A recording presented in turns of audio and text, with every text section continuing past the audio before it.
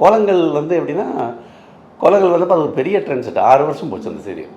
அது அப்புறம் வெளிநாடுகள்லாம் வந்து ஜெர்மன் நாட்டில் வந்து ஒரு தமிழ் சங்கம் இருக்காங்க. அவங்க வந்து அவங்க பசங்களுக்கு தமிழ் சொல்லி தரதுக்கு கோலங்கள் டயலாக்ஸை யூஸ் பண்ணியிருக்காங்க.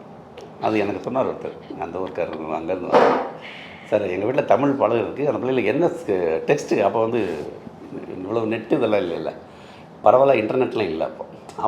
அவங்க வந்து கோலங்கள் சீரியலுடைய இதை கேசட்டை மாதிரி போட்டு அந்த தமிழ் அவங்க பேசுகிறாங்களா அதை வச்சு பிள்ளைங்களுக்கு தமிழ் பேசுகிறதுக்கு ப்ராக்டிஸ் பண்ணோம் அப்படின்லாம் சொன்னாங்க.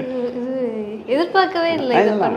அதே சமயம் அதே மாதிரி மெட்டி ஒலி வரும்போது கல்கியிலேருந்து எனக்கு ஃபோன் பண்ணி இதை வந்து ஒரு தொடருக்கு பொன்னியின் செல்வன் மாதிரி எழுத முடியுமா அவங்களாருன்னு கேட்டாங்க. அது அது என்ன விஷுவல் ஃபார்மெட்டில் வந்துட்டு இருக்கு, அதை யார் பார்ப்பா, பரவாயில்ல நீங்கள் ட்ரை பண்ணலாமே என்னங்க. கொஞ்சம் டிஸ்கஷனுக்கு அப்புறம் அது வேணான்னு முடிவு பண்ணிட்டேன். நானுமே அதை வேணான்னு சொல்லிட்டேன். அது ரொம்ப பண்ணினதே எதுக்கு சார் திருப்பி அப்படின்னு இந்த மாதிரிலாம் நடக்கும். ஒரு ஜென்ரேஷனை தாண்டி இப்போ ரூல் பண்ணுது இல்லையா? ஆமாம், உங்களுக்கு 25 வருஷம் ஒரு சீரியல் சர்வைவ் ஆகுதுங்க சாதாரண விஷயம் இல்லையா? போன வருஷம் வந்த சீரியல் இந்த வருஷம் யாரும் திரும்பி பார்க்க மாட்டாங்க. 20 வருஷம் கழிச்சு பார்க்குறாங்க. அது டோட்டலாக வேற ஒரு ஜெனரேஷன் பார்க்குது. எனக்கு பார்த்த பண்ணலாம் அது 2K கிட்ட. நீங்கள் மெட்டிவலியோட வேல்யூஸ் எல்லாம் வந்து 60ஸோட வேல்யூஸ், 70ஸோட வேல்யூஸ், அதில் வர கேரக்டர், அந்த செட்டப் எல்லாமே வந்து பழசு. மொபைல் ஃபோனே கிடையாது. லேண்ட்லைன் ஃபோன் வரதே ஒரு பெரிய இது மாதிரி கொண்டாடுவாங்க அந்த சீரியலில்.